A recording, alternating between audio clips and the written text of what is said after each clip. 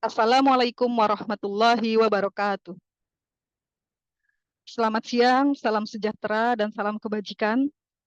Yang terhormat PLT Direktorat PMPK Bapak Asun Widianto, yang kami hormati Kasubag TU Bapak Rahmat Taufik, yang kami banggakan para ketua tim kerja di lingkungan Direktorat PMPK, serta yang kami cintai seluruh staf rekan-rekan di lingkungan Direktorat PMPK. Acara berbagi semangat dan informasi atau Bestari hari Senin tanggal 19 Agustus pukul 14.00 akan segera dimulai.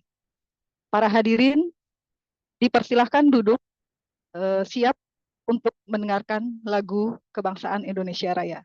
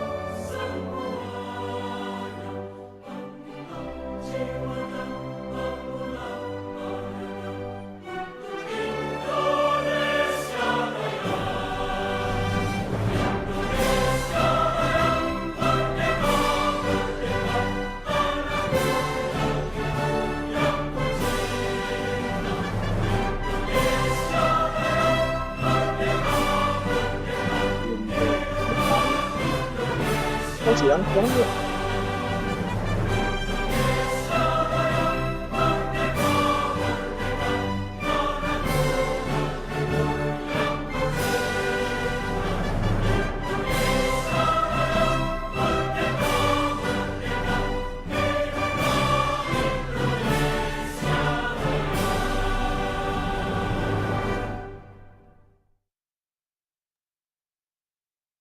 Iya, terima kasih. Sebelumnya mohon izin, mohon maaf.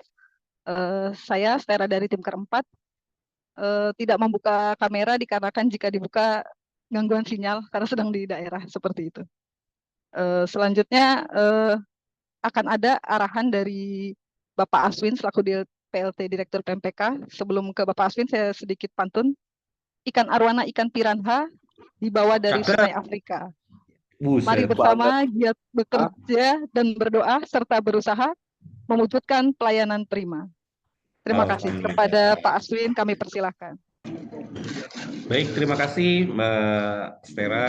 Assalamualaikum warahmatullahi wabarakatuh. Selamat siang, salam sejahtera untuk kita semua. Terus semangat Bapak Ibu sekalian. Yang saya hormati Pak Kasubag, ini kebetulan ada di sebelah saya. Yang saya hormati para Katimker, ya, para PPK, BPP, BP, PPSPM, seluruh pegawai di lingkungan Direktorat PMPK. Terus maju, terus semangat. Tadi sudah dikasih pantun ya sama Mbak Stera. Baik, hari ini kita bertemu lagi di acara berbagi semangat dan inspirasi Bestari. Sekali lagi ini adalah momen kita untuk belajar ya, Bapak Ibu sekalian, terkait isu-isu terkini. Dan kalau tidak salah hari ini kita isunya terkait dengan asesmen nasional ya. Yang hari ini adalah hari pertama asesmen nasional untuk jenjang sekolah menengah pertama ya, Mas Agung ya? SMA dan paket C. Paket C ya. Dan SMA LB. Berarti SMA dan setara paket C SMA LB ya, jenjang SMA ya. Tadi juga saya pagi sempat monitoring ke PKBM dan ke SLB ya terkait pelaksanaan ini. Secara teknisnya sih tidak ada masalah ya. Nanti mungkin teman-teman dari berbagai penjuru, dari berbagai daerah, mungkin Mbak Stera juga sedang Monef juga kali ya, Mas Agung juga kalau nggak salah sedang perjalanan ke Batu juga. Jadi nanti bisa mendapatkan feedback ya dari teman-teman di lapangan. Ya, mungkin nanti Mas Agung akan menjelaskan seperti apa AN gitu ya. Tadi juga saya sempat diskusi dengan Mas Agung nih, posisi AN untuk teman-teman kita di pendidikan khusus, di pendidikan masyarakat gitu ya. Jadi nanti ini bisa jadi bahan diskusi di Bestari ini, dan mungkin apakah nanti kita perlu juga mengajak diskusi teman-teman para expert gitu ya, para stakeholder di lapangan untuk memberikan feedback detailing ya, diskusi yang lebih detail dari apa yang berjalan selama ini untuk asesmen nasional di pendidikan khusus dan di pendidikan masyarakat. Mungkin itu, jadi dimanfaatkan kesempatan ini sebaik-baiknya Bapak Ibu sekalian. Juga kepada para Kaptimker, terima kasih ini sudah naik ya progresivitas yang masuk ke Bestari. Terus mohon didorong bagi yang belum bergabung karena ini ilmu yang bermanfaat ya dari kita, oleh kita, dan untuk kita gitu ya. Nah ini silakan didorong dan silakan Bapak Ibu sekalian mengikuti kegiatan ini dengan seksama. Terima kasih. Demikian dari saya. Selamat mengikuti Bestari. Wassalamualaikum warahmatullahi wabarakatuh. Selamat siang. Salam sejahtera untuk kita semua. Om Santi, Santi, Santi. Om. Terima kasih. Saya kembalikan ke Mbak Astera. Terima kasih. Siap, terima kasih Pak Aswin atas arahannya. Tadi Pak Aswin menyampaikan bahwa ini adalah kesempatan untuk kita mengenal asesmen nasional. Dan ini juga kesempatan buat teman-teman yang mau memimpin absensi. Karena tim keempat separuhnya mungkin sedang terbang gitu ya. Jadi untuk absensi bisa nih yang mau mengalahkan tim keempat. Mohon maaf. Sekedar intermezzo ya Pak. Karena Kak kita Lia udah siap Kak Lia itu. ya, bersaing untuk sesuatu yang sehat nggak apa-apa ya Pak ya. Baik, lanjut saja kita Ya, langsung silakan. ke Terima kasih. narasumber kita hari ini yang langsung diisi oleh Ketua Tim Keempat Tercipta, Ya. Mas Agung Trianto, dipersilahkan. Semua ya. Baik, terima kasih Silakan. Pak Stera. Baik. Assalamualaikum warahmatullahi wabarakatuh. Salam sejahtera untuk kita semua. Om Swastiastu, Namo Buddhaya, salam kebajikan, rahayu.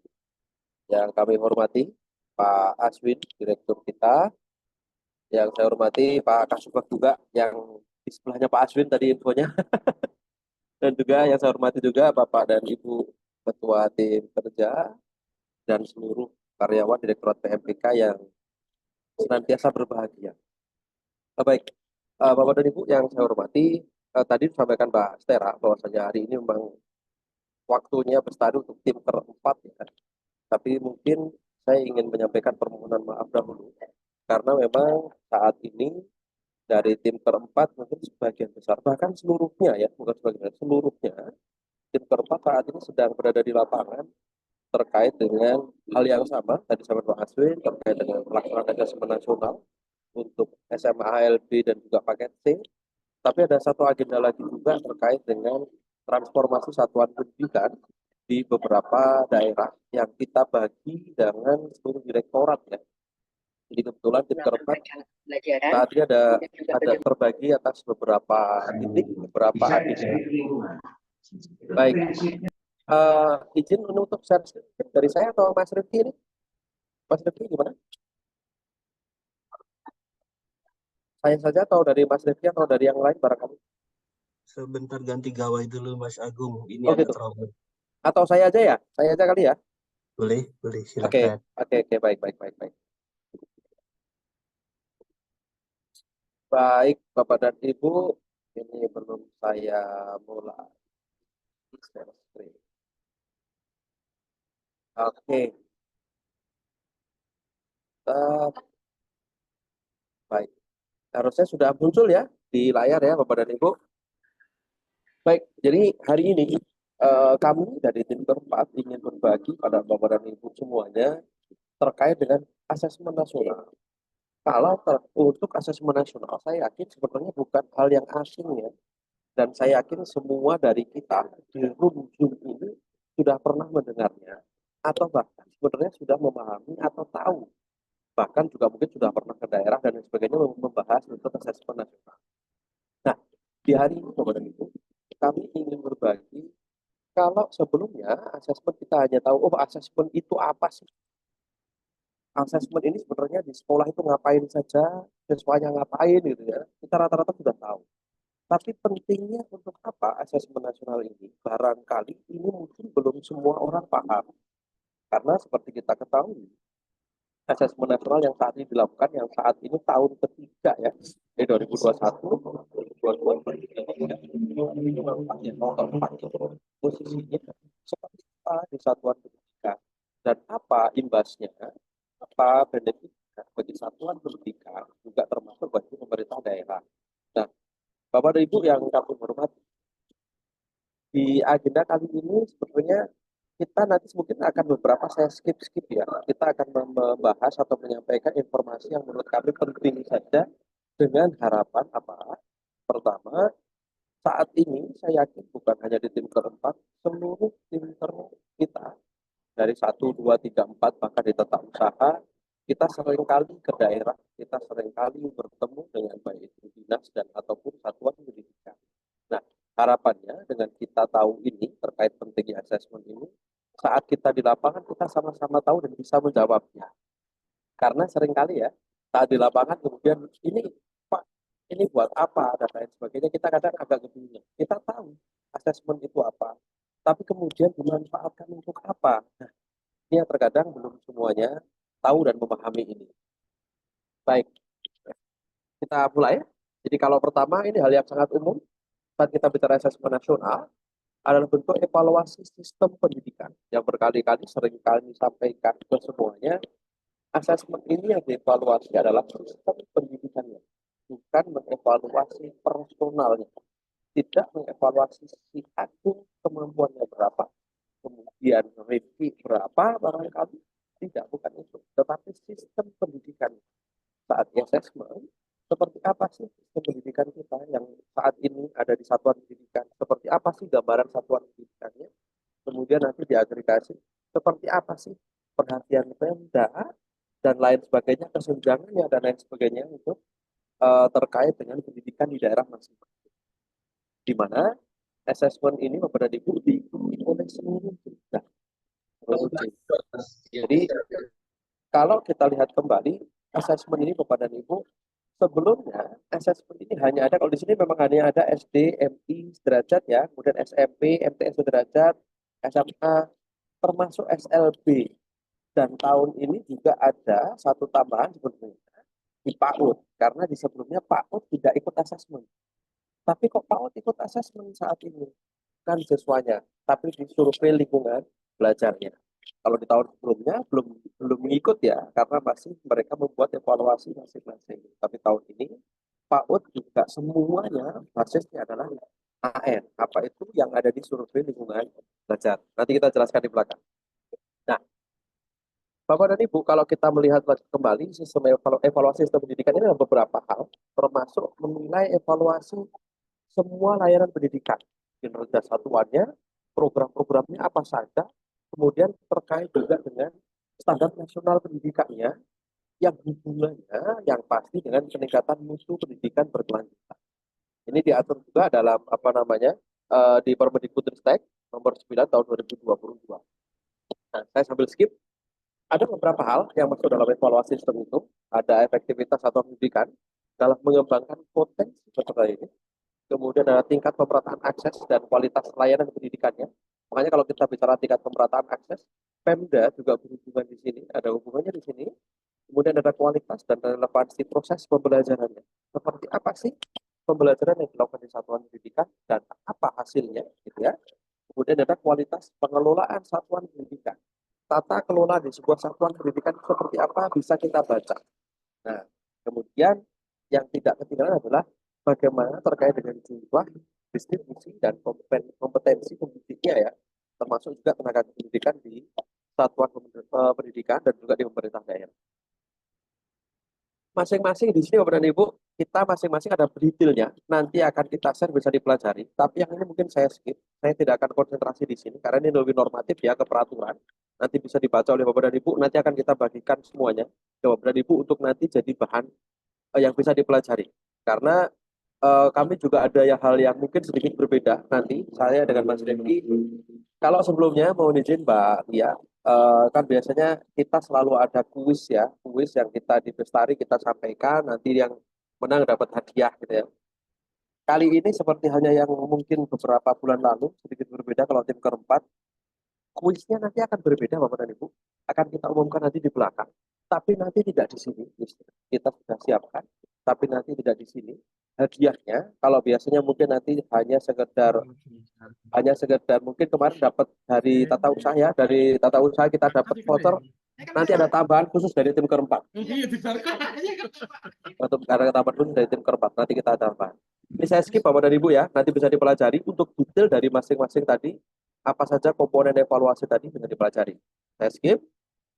Nah, Bapak dan Ibu, kalau kita melihat, jadi asesmen nasional itu ada 3 hal utama yang ada dalam asesmen nasional.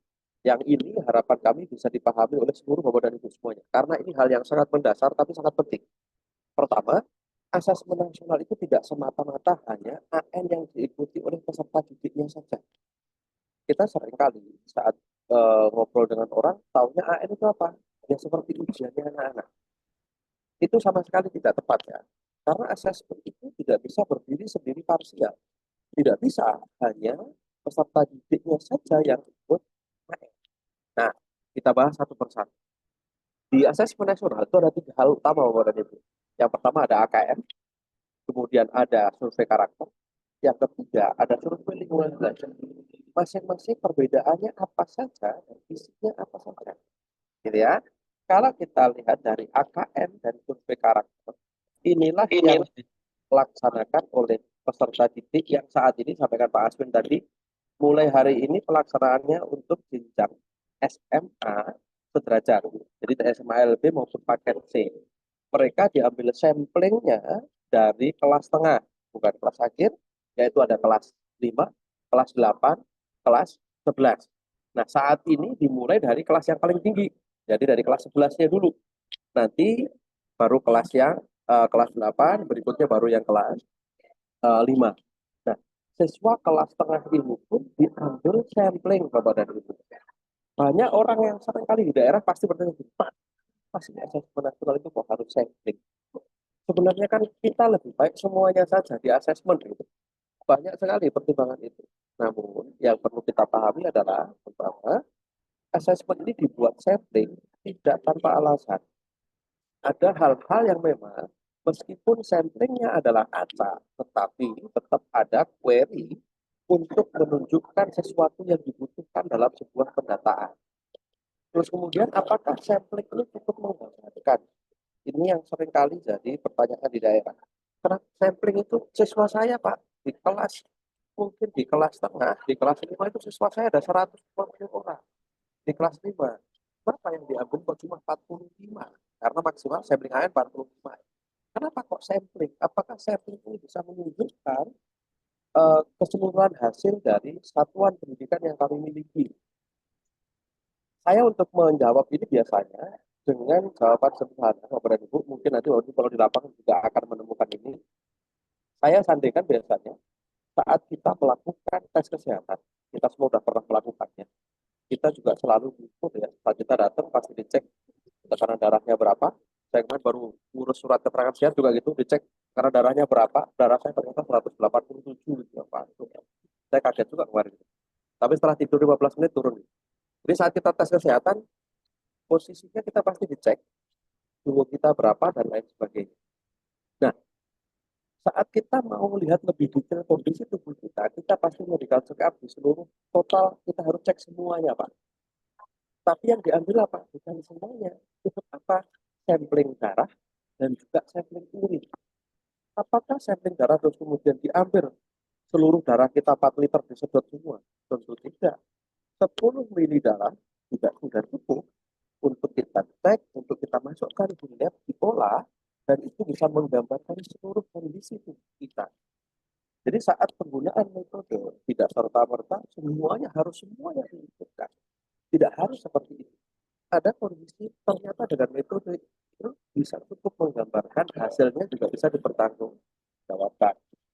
Ini terkait dengan sampling ya. Sampling kenapa hanya di kelas tengah, kemudian kenapa jumlahnya tidak banyak. Ya.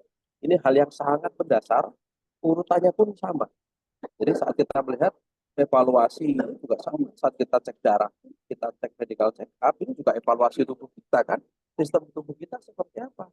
Perlu diambil sampling seperti apa sih kondisinya untuk dilihat gambaran. Nah, kembali lagi ke halaman, ada 3 hal utama tadi.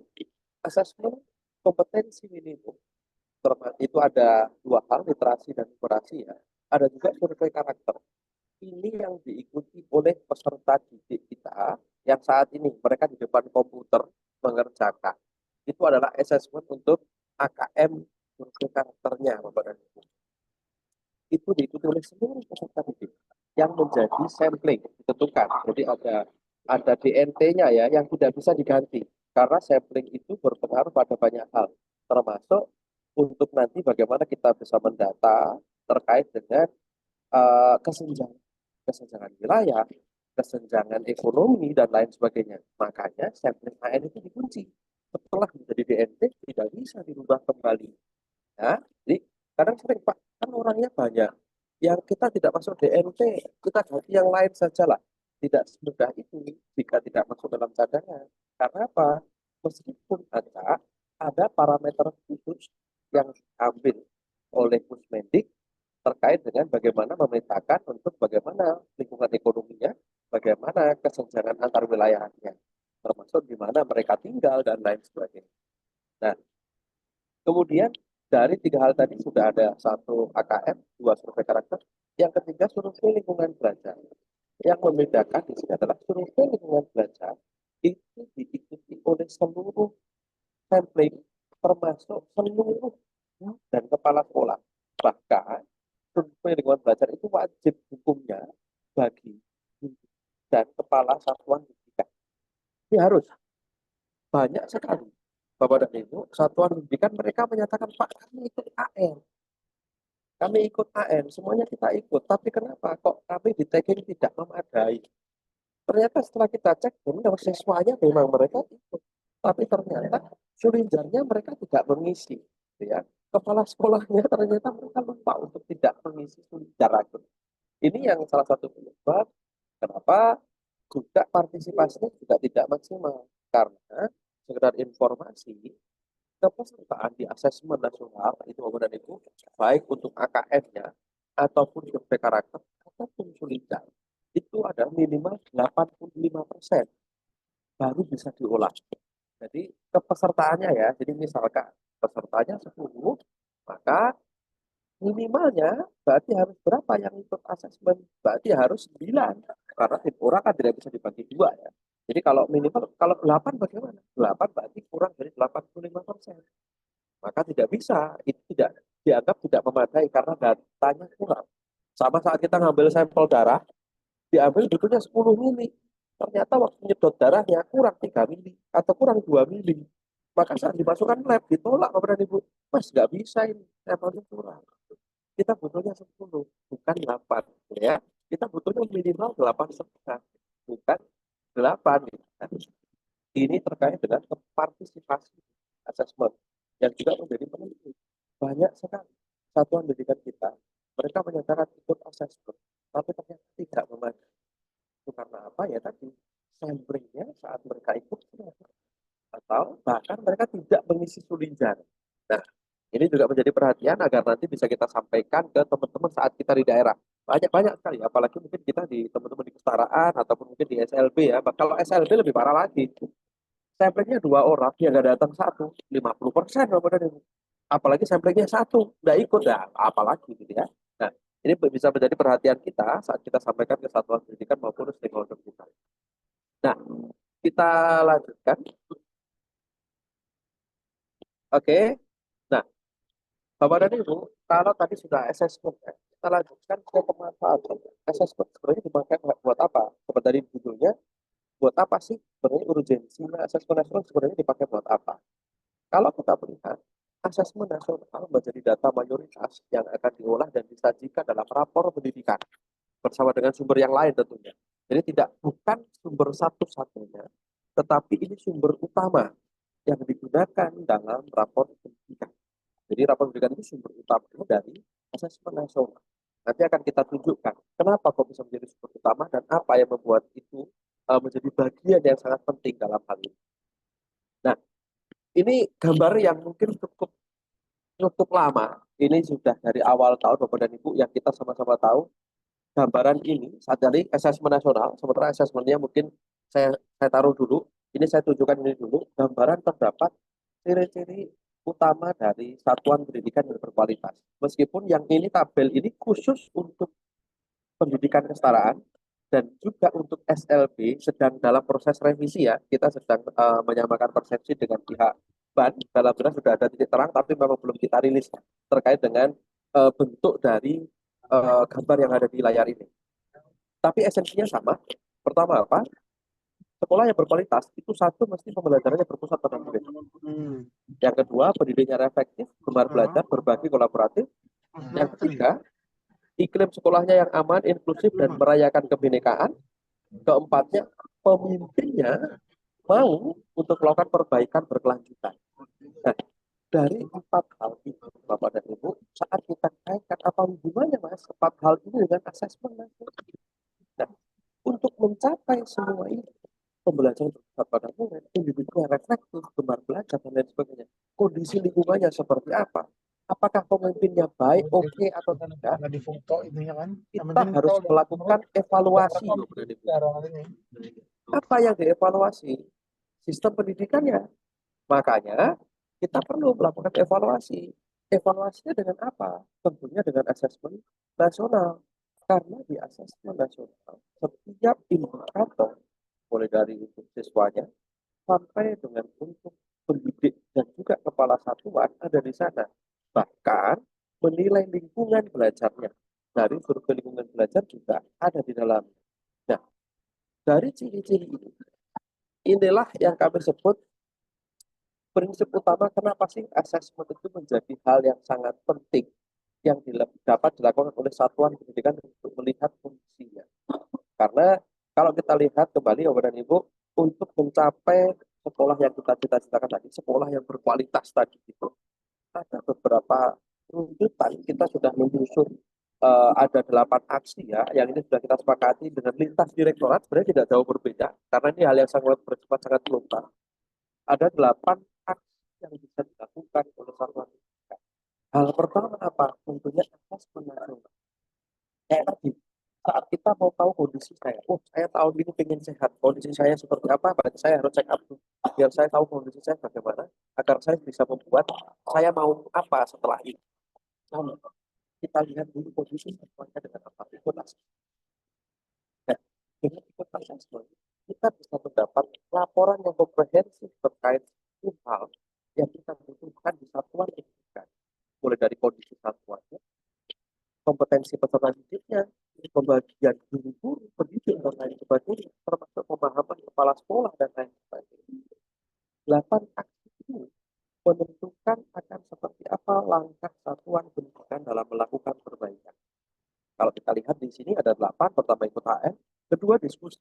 Setelah tahu kondisinya, kau tahu kondisi sekolahnya, dari hasil AM, ada di rapor pendidikan, sekolah memimpin diskusi ini, kepala sekolah yang memulai untuk melihat seperti apa kondisi satuannya berdasarkan rapor yang ada. Sama halnya Bapak dan Ibu, kemarin waktu kita medical check up, setelah menerima 1 lembar yang dibagikan ke Bapak dan Ibu, tertulis catatan apa? Bapak dan Ibu diminta konsultasi ke dokter. Betul ya? Kita menerima lembaran hasil cek medical check up, kita udah diambil sampelnya, hasil medical check up keluar, diminta konsultasi, dibahas seperti apa sih kondisi kita ini. Ternyata kok kolesterol saya tinggi dok, dan sama kepala sekolah juga gitu, dibahas kepala sekolah dengan warga sekolahnya. Sama ya.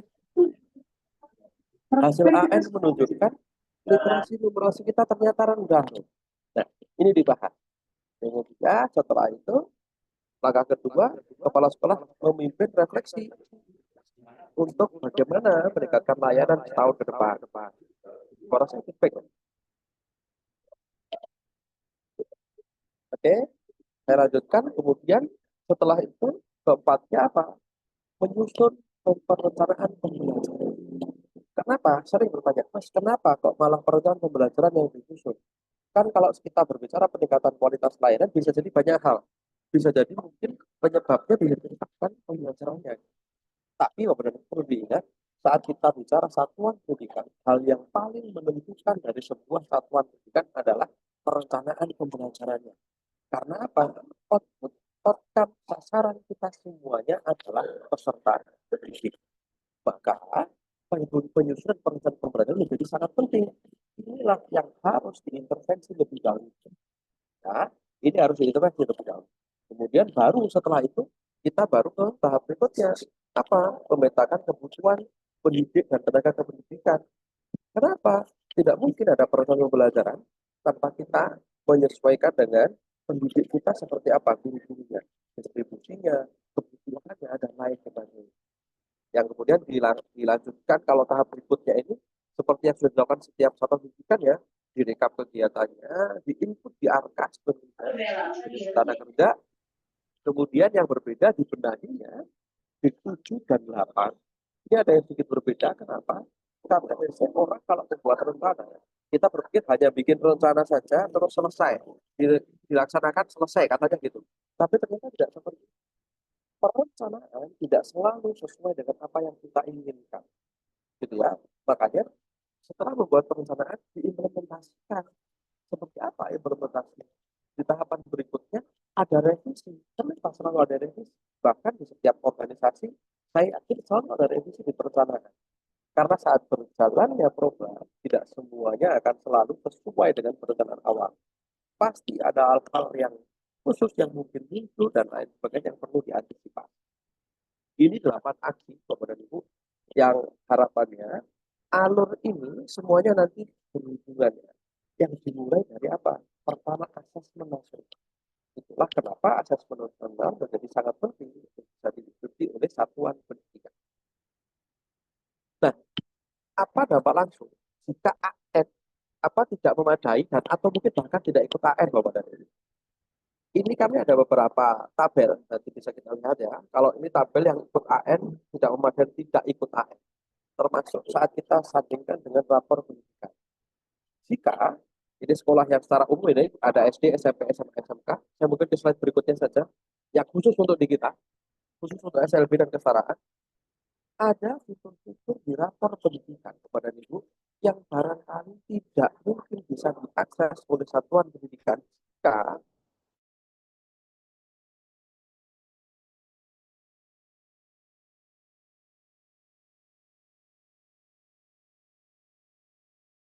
semuanya kelihatan. Dashboardnya ada, unjukannya ada, capaiannya ada, nanti merah, kuning, hijaunya kelihatan, ada warnanya ya di rapor pendidikan.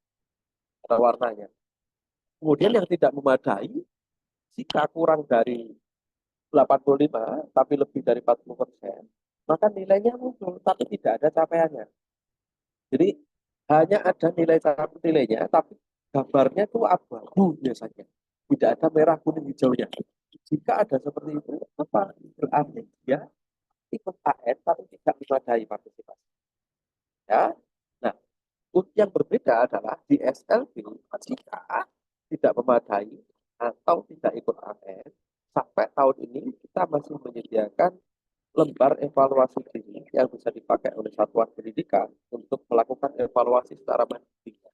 Itu masih bisa didapatkan dari rapor pendidikan. Tapi selain SLB tidak ada ya, termasuk kesetaraan tidak ada. Jadi jangan sampai ada yang nanya, Pak SLB ada EDS, kita kesetaraan juga minta EDS. Jangan. Karena memang ini hal yang eksplisit khusus. Kalau di SLB itu yang bisa ikut AN. Sekali lagi, yang bisa mengikuti AN adalah hanya disabilitas fisik dan juga sensorik rungu tanpa hambatan intelektual dan bisa mengerjakan secara mandiri. Jadi tidak seluruh peragam disabilitas bisa mengikuti saat ini ya. Dan itu menjadi PR kita bersama. Tadi Pak Aswin sudah menyinggung sedikit terkait dengan SLB, bagaimana bentuk akomodasi yang layak yang sebenarnya mungkin perlu kita kembangkan dengan seperti tanpa merubah konsep ini. Konsep AN sudah sangat luar biasa. Tapi bagaimana kita bisa mengembangkan lebih eksplisit yang jauh lebih komprehensif untuk peserta didik kita penyandang disabilitas. Nanti dari PR kita bersama, khususnya Direktorat PMPK, bukan hanya tim korban, semuanya kita akan ajak teman-teman untuk mulai kita berpikir ke arah sana, bagaimana kita bisa memberikan akomodasi yang lebih baik terkait dengan asesmen ini untuk anak-anak kita. Saya lanjutkan, ini untuk yang selain fitur ya.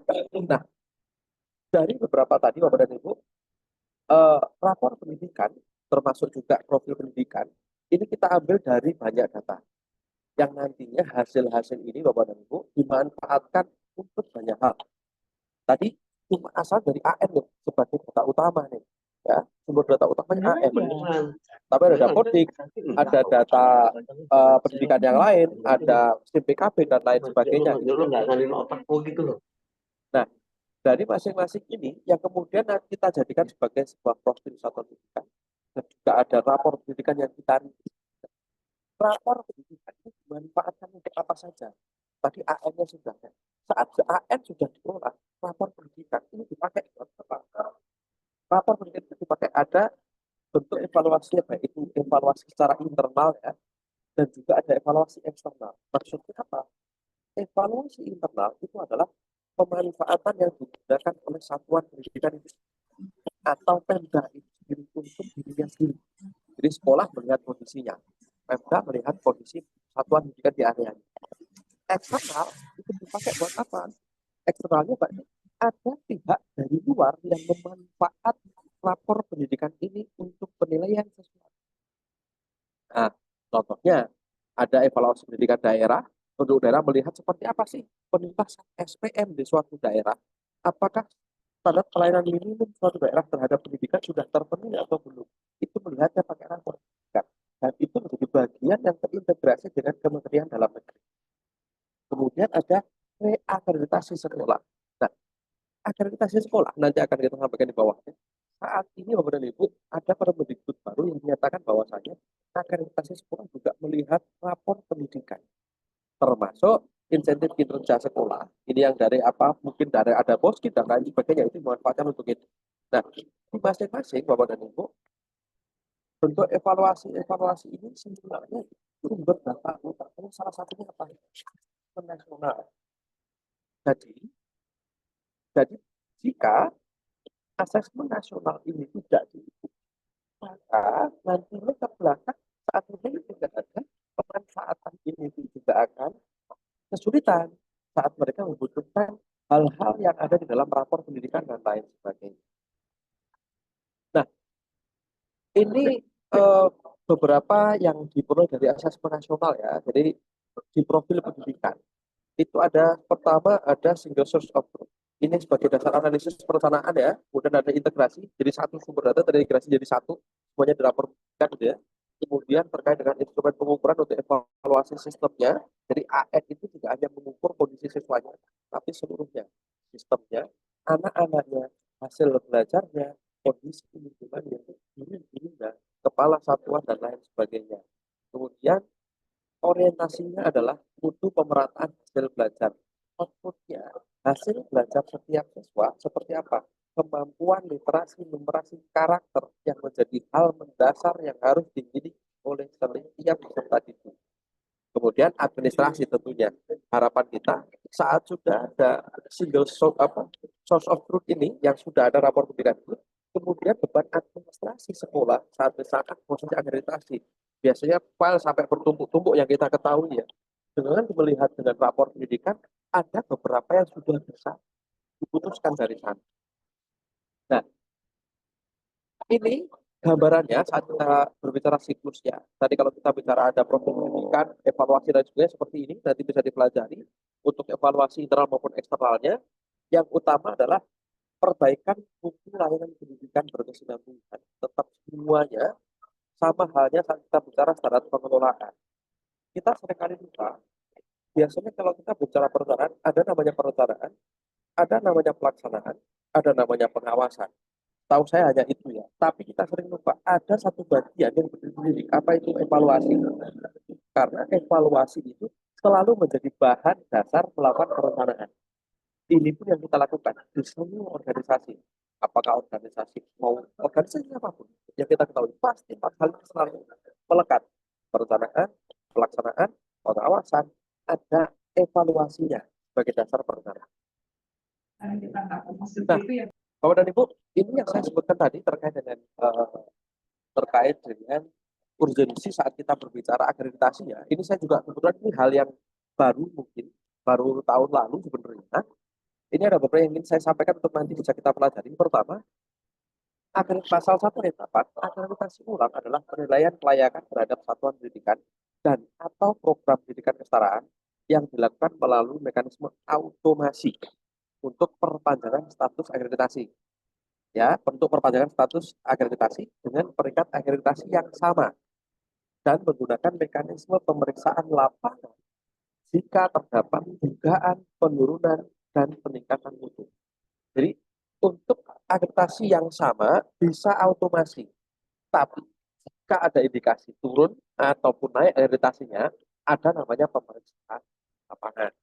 Yang kemudian pasal 9 ayat 2-nya, penilaian oleh asesor dalam akreditasi pertama kali satuan pendidikan merupakan penilaian terhadap pertama kali ya, satu dokumen permohonan akreditasi sispen atau apa ya kalau nggak salah itu ya.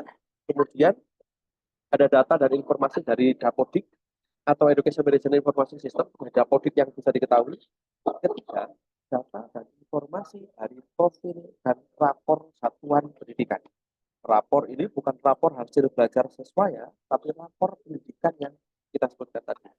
Yang keempat, baru data dan informasi dari hasil pemeriksaan lapangan. Jadi asesor turun ke daerah, turun langsung ke satuan pendidikan. Nah, penjelasan yang ayat 8 tadi, pasal 1 tadi, ada di pasal 15 ayat 2.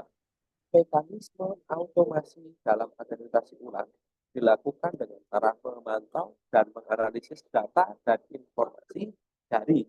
Jadi automasi itu maksudnya bisa akreditasi itu langsung otomatis perpanjangan.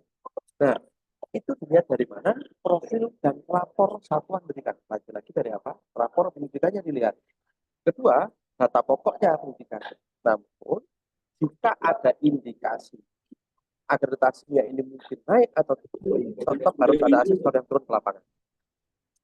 Nah, Bapak dan Ibu, dari hal ini sangat menunjukkan betapa pentingnya terkait dengan asesmen nasional yang mungkin ini jadi sesuatu yang bisa kita share ke teman-teman saat kita ke satuan pendidikan, saat kita ke daerah. Masih banyak rekan-rekan kita jujur di kesetaraan. Kalau kita berbicara apalagi kesetaraan, tingkat partisipasi paling rendah asesmen nasional dari setiap jenjang itu di mana? Di kesetaraan.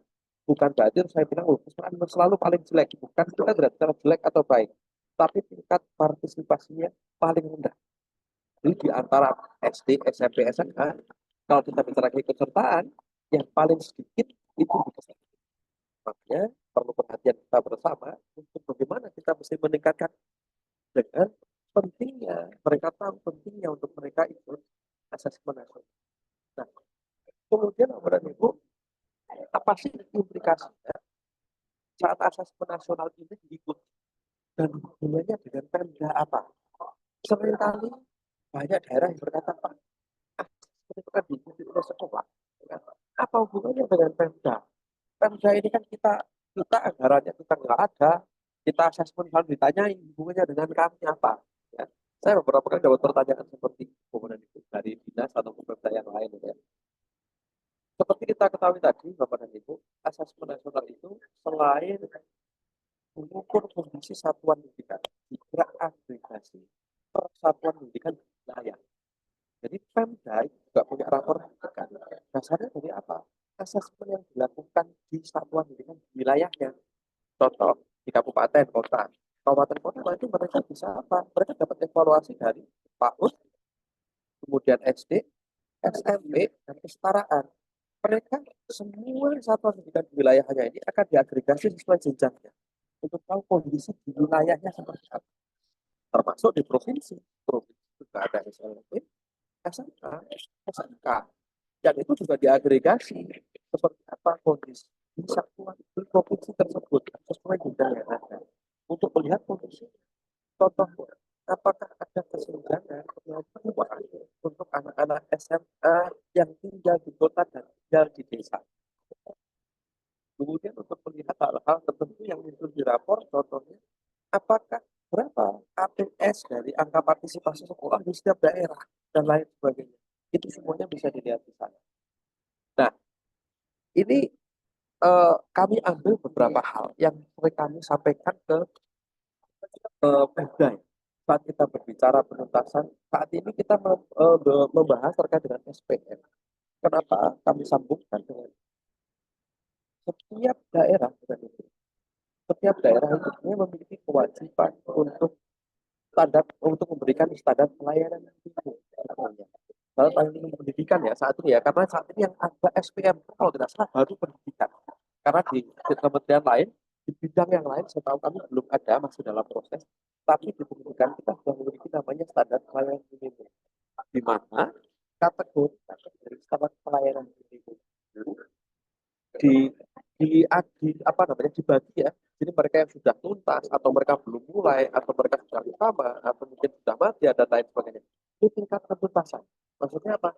Tingkat ketuntasan indeks pencapaian SPM-nya. SPM-nya itu targetnya sudah terlampaui atau mungkin sudah sesuai target atau belum. Nah, implikasinya apa? Saat SPM sudah mencapai di indeks tertentu, maka ini akan ada keleluasaan. Keleluasaan terkait apa? Utamanya finansial di daerah. Kenapa? Semakin utama, semakin tinggi pencapaian SPM. Maka DAU-nya bisa jadi lebih tinggi. Dana alokasi punya lebih tinggi. Bisa jadi DAK-nya, pertimbangan DAK-nya, dan lain sebagainya. Insentif fiskal dan lain sebagainya. Banyak hal benefit yang bisa didapatkan daerah dengan daerah menyelesaikan SPM-nya. Indeks pencapaian SPM ini menjadi penentu banyak hal. Dan ini sudah disepakati oleh Kementerian Dalam Negeri. Nah, ini menjadi gambaran Bapak dan Ibu untuk kita memberikan gambaran kepada pemerintah daerah seperti apa. Kenapa sih asesmen nasional ini kok kemudian ini menjadi bagian yang penting juga di Pemda, ya? Kenapa? Ya salah satunya ini karena asesmen tadi menentukan evaluasinya yang hasilnya juga dimanfaatkan oleh Pemda. Nah, yang nantinya ujung-ujungnya keleluasaan dalam mengelola fiskal dan lain sebagainya. Ini implikasi yang secara tidak langsung akan didapatkan oleh pemerintah daerah. Nah, ini ringkasan sederhana yang kami buat untuk menggambarkan SPM pendidikan di kabupaten kota khususnya ya. Kami coba masukkan di kabupaten kota karena kalau di sini ada dan juga di provinsi sebenarnya ada yang terkait dengan yang kita bidangi. Pertama, ini kemarin kami buat untuk kesetaraan, makanya kami lingkari warna merah. Ada akses, ada kualitas hasil belajar, ada kualitas layanan PAUD, dan iklim lingkungan belajar. 4 hal ini yang menjadi SPM kita di pemerintah daerah. Ya, kalau kita bicara aksesnya, berarti apa? APS-nya. Berapa angka partisipasi sekolah di masing-masing jenjang? Kalau di SMA, SMK, berarti warga negara 16-18 tahun. Ya, di provinsi, yang lahir di bagian sebelah kiri. Kemudian SLB di 4-18 yang disabilitas. Ini menjadi APS-nya kita di pendidikan khusus. Kemudian yang untuk kabupaten kota ada usia 5-6 tahun. Apa itu? Untuk PAUD. Untuk TK-nya ya, untuk PAUD-nya 5-6 tahun. Kemudian ada juga angka partisipasi 7-18 dan 7-15. 7-15 ini dasar, karena termasuk SD dan SMP. Jadi satu ya, dasar SD dan SMP. Nah, ada 7-18 tahun. Ini apa? Pendidikan kesetaraan. Ini eksplisit. Dan kalau kita lihat kembali di sini, hanya satu, kita masing-masing di sini sepertinya hanya satu ya yang masuk di sini. Untuk SLB berarti hanya APS disabilitas, yang kesetaraan APS 7-18. Kemudian ada juga terkait SPM, terkait kualitas hasil belajar. Itu apa yang dihitung? Kemampuan literasi numerasi berdasarkan asesmen nasional. Nah, inilah poin utama saat kita bicara penuntasan SPM, saat kita bicara kualitas hasil belajar, tidak bisa lepas dari ini. Ini yang menjadi benefit. Kenapa ini juga berhubungan dengan PMK? Karena rata-rata kemampuan literasi numerasi ini menjadi SPM yang harus dipenuhi oleh setiap PMK kita.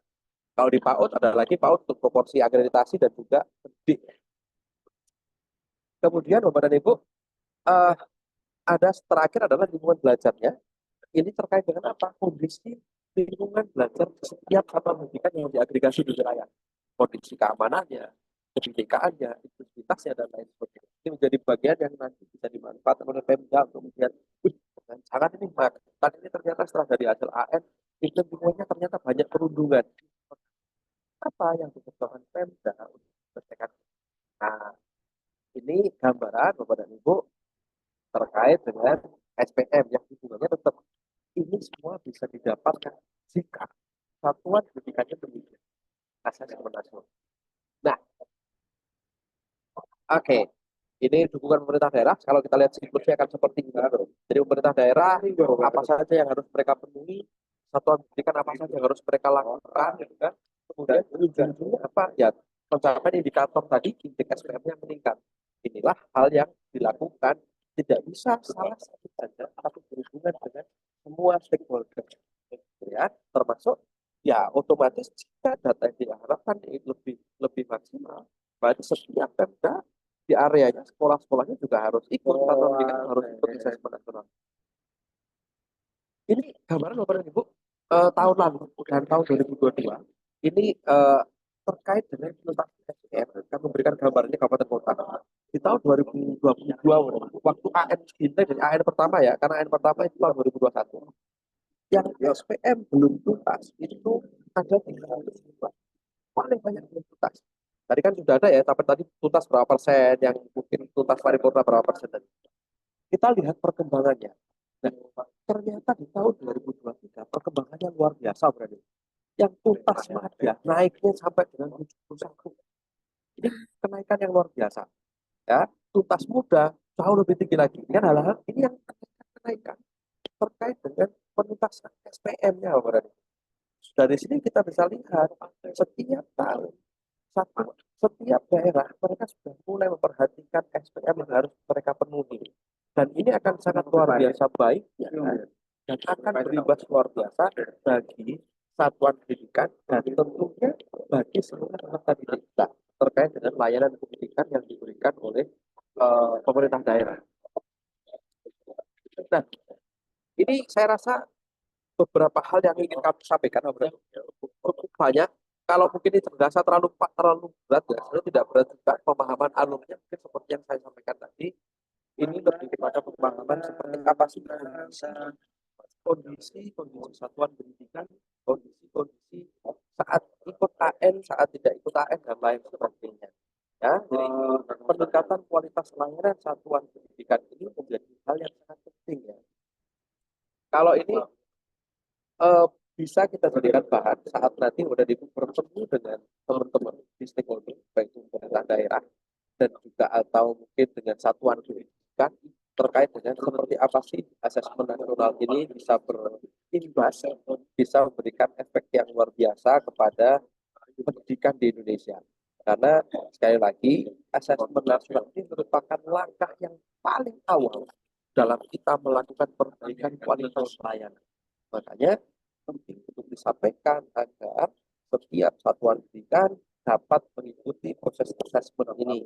Memang asesmen ini semuanya butuh effort ya.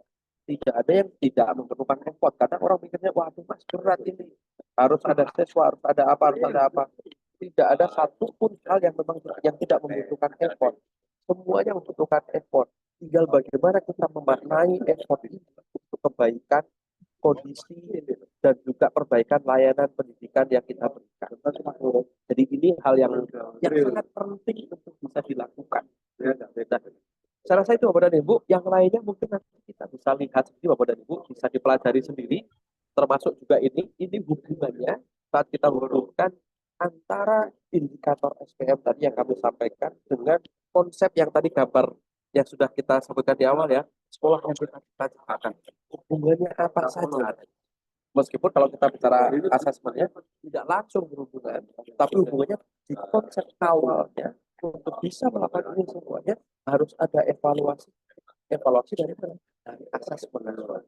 Nah, gambaran ini harapan kami bisa menjadi modal kita bersama, termasuk kepada Ibu, dalam memberikan pemahaman kepada seluruh stakeholder ya. Ini cukup panjang saya rasa yang sudah kami sampaikan, ini satu SKS kayaknya. Tapi nanti kami berharap Bapak dan Ibu ini menjadi hal yang modal Bapak dan Ibu untuk melihat lebih dalam lagi seperti apa asesmen itu berimbas kepada sistem pendidikan kita. Dalam 3 tahun ini, kalau kita bicara asesmen, sebenarnya ini sudah menjadi hal yang rutin, bukan hal yang, tapi seringkali masih banyak hal yang banyak orang yang mungkin belum paham. Kenapa kami masih mau mengangkat ini dan mengkaitkan dengan pentingnya mengikuti ini. Jadi tetap kami masukkan materi. Harapannya tidak jauh kita sendiri yang di PMPK yang harus mulai memahami ini.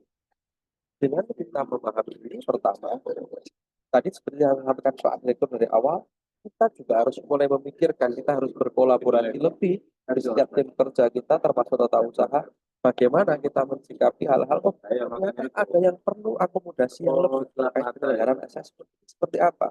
Kita ada hal yang khusus ada di kita, kalau itu sampai kita lupakan, kita tidak akan bisa mengejar ketertinggalan ini. Kita sudah ikut dalam rangkaian gerbong bersama-sama dengan teman-teman. Seluruh kebijakan kita ikut. Tapi jika kita tidak bisa berjalan beriringan, kita akan terus mengejarnya. Makanya kita juga harus berkolaborasi, diskusikan ke Bapak dan Ibu semuanya, bahkan seluruh karyawan, kita harus mulai memahami ini untuk nanti kita bisa, barangkali ada ide yang bisa kita berikan, barangkali ada sesuatu yang bisa kita munculkan untuk memberikan hal yang lebih baik. Jadi asesmen. Saya rasa itu, Bapak dan Ibu, terkait dengan materi yang asesmen hari ini.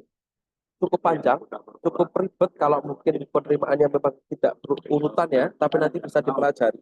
Nanti akan kita share juga materinya. Dan seperti janji saya tadi, mungkin nanti Kakak Lia, kita tahu Mas Rifki sudah naruh di grup ini, sudah naruh di chat, mohon maaf, ya, sudah ditaruh di chat. Kuis kita, Bapak dan Ibu, saya langsung saja biar gak kelamaan. Kuis kita nanti hari ini di Bestari ini, kita akan memanfaatkan yang biasanya Mas Rifki buat di grup. Karena tak lihat saat kita bikin di grup yang jawab cuma itu aja, gak ganti-ganti perasaan. Kalau dan Ibu harus mulai coba untuk melihat kenapa sih mungkin kami ini Mas Agung, Mas Rifki ini kadang kurang kerjaan, ngapain di grup membagi-bagi hal yang orang jelas gitu ya. Pertama satu, kami ingin ini menjadi trigger karena ini bukan barang rahasia. Ini bukan ilmu yang seperti mungkin ini ilmu guna-guna yang hanya 1-2 orang yang tahu ilmunya gitu ya. Ini yang semuanya orang bisa tahu, bisa dipelajari. Kami ingin berbagi ini secara ringan, Bapak dan Ibu.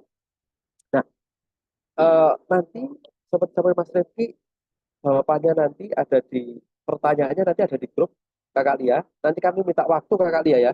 Setelah Bestari ini mungkin kami akan minta waktu beberapa menit untuk mengumpulkan jawaban. Jadi Bapak dan Ibu nanti tidak kalau langsung saat ini enggak, tapi nanti kita kasih frame waktu. Tapi jawabnya juga di grup, kita terbuka di sana. Silakan dijawab. Nanti kalau hadiah dari TU saya manut. Kalau dari tim keempat hadiahnya nanti rekomendasi kita ajak ke AN-nya. Nanti siapa yang bisa kita ajak untuk langsung kita cek AN agar Bapak dan Ibu Atas nama siapa ya Pak? tahu lebih jauh. Seperti Anton apa Haryanto AN-nya. Pak? Absen dulu. Ya, itu nanti bonusnya dari tim keempat nanti rekomendasi. Nanti rekomendasi, oh ini kita ajak ke SLB, ini kita ajak ke mana untuk bisa memperdalam terkait dengan asesmen. Nanti tentunya tetap di ACC Pak Aswin atau enggak gitu ya. Tapi di ACC lah ya. Jadi itu Bapak dan Ibu sedikit materi yang dari tim keempat bisa sampaikan. Harapan kami asesmen ini bisa menjadi modal awal kita karena seluruh program yang kita lakukan saat ini di semua tim bahkan evaluasi yang paling mendasar di satuan pendidikan adalah melalui asesmen nasional. Makanya penting untuk kita mengetahui esensi utama asesmen ini, kenapa asesmen ini tetap harus dilaksanakan. Pentingnya sekolah atau satuan pendidikan melakukan asesmen yang nanti bisa kita sampaikan ke setiap stakeholder yang kita ketahui ya. Dan mohon izin sekali lagi, mungkin teman-teman tim keempat saat ini belum bisa aktif. Mudah-mudahan nanti yang ke depan teman-teman tim keempat yang akan memberikan materi lain. Nanti kemarin kita sudah menyiapkan konsep sebenarnya, cuma ternyata terlalu mendadak kalau hari ini. Jadi kemarin akhirnya semalam kita rubah konsep, udahlah kita sampaikan, tapi kuisnya kita rubah. Nanti rekomendasi dari kami tentunya, dari saya dan Mas Rifki, tapi tetap nanti seperti tujuan Pak Aswin. Nanti kita ajak ke beberapa titik yang tentunya untuk memperdalam seperti apa sih implementasi yang kami jelaskan tadi di daerah. Ya, saya yakin itu akan sangat berguna lah di Bapak dan Ibu. Saya rasa itu dari kami, Bapak dan Ibu, Mbak Stella juga masih ada di sini. Mas Rifki, silakan kalau nanti ada yang perlu ditambahi atau ada yang perlu dijelaskan, saya persilahkan. saya kembalikan ke Mbak Stera dan Mas Rifki. Gitu ya. Silakan, Mbak Stera. Eh, siap, terima kasih Mas Agung atas paparannya yang cukup jelas ya mengenai asesmen nasional. Selanjutnya Mas Rifki sepertinya sudah pergi ya, Mas Agung. Mas Agung Oh, boleh, oke, oke. Saya masih kok, boleh saya masih stand. pimpin yel-yel aja Mas Agung sebelum penutupan, silakan Yang yel-yel jawab apa? PMPK siap. Kakak Lia yang mimpin ini. Setelah yel-yel kita bisa langsung ditutup sambil ini kan Kan masih ada Pak kuis. Direktur juga ya. Ya, nggak apa-apa. Ayo, Kakak Lia mau ngomong, Kakak Lia mau ngomong. Kakak Lia, boleh Kakak Lia. Enggak, ini silahkan panggungnya Kakak Agung. Monggo Kakak Agung. Aku jadi gak apa. Ayo. Ini gimana ini? Pimpin Kakak Lia lah. Ya, saya mohon izin karena kebetulan kami juga harus mengejar kereta Kakak Lia. Jam 15.30. Oke, siap. Izin ya Kakak Agung. Yang silahkan Bapak Ibu untuk open mic-nya terlebih dahulu. Yuk, sama-sama yuk. PMPK, siap. PMPK, siap. Siap. PMPK, solutif. Inisiatif, Inisiatif, kreatif, Masih belajar. Pembelajar. PMPK, siap mewujudkan Siap menunjukkan ZIWTK. ZIWTK. Ya, Terima terima kasih kasih. Kakak Lia. Baik, selanjutnya karena waktu juga sudah menunjukkan pukul 16:16, saya selaku MC dan mewakili tim keempat memohon maaf atas segala kekurangan dan salah kami. Dan saya tutup saja dengan bacaan hamdalah. Wabillahi taufiq wal hidayah. Assalamualaikum warahmatullahi wabarakatuh. Terima kasih Bapak Ibu sekalian.